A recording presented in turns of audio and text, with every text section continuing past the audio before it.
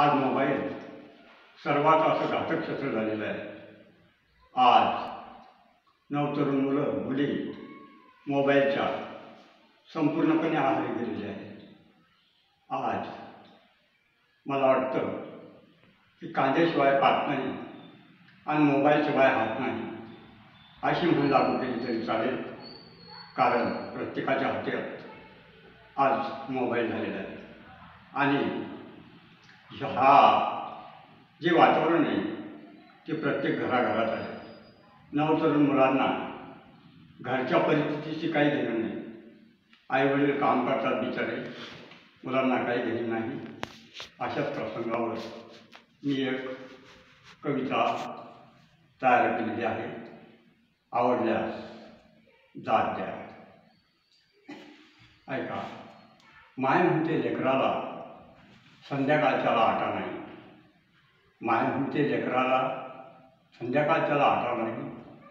पोरगं म्हणालं तुझ्या आट्याचं काय, पण माझ्या कोणात डाटा नाही।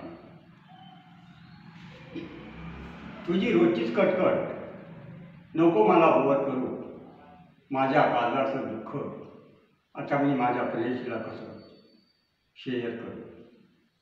माझ्या लेकराला काय म्हणते की काम करू करू तुझा खंगून गेला तुझा बाप, पोराला काय त्याचं ते उघडून बसलं भागसात। आई कटकट करून थकून गेली, समजावून पोराला बसली चूक, पोराला त्याचं काय ते उघडून बसलं फेसबुक, उघडून बसलं फेसबुक।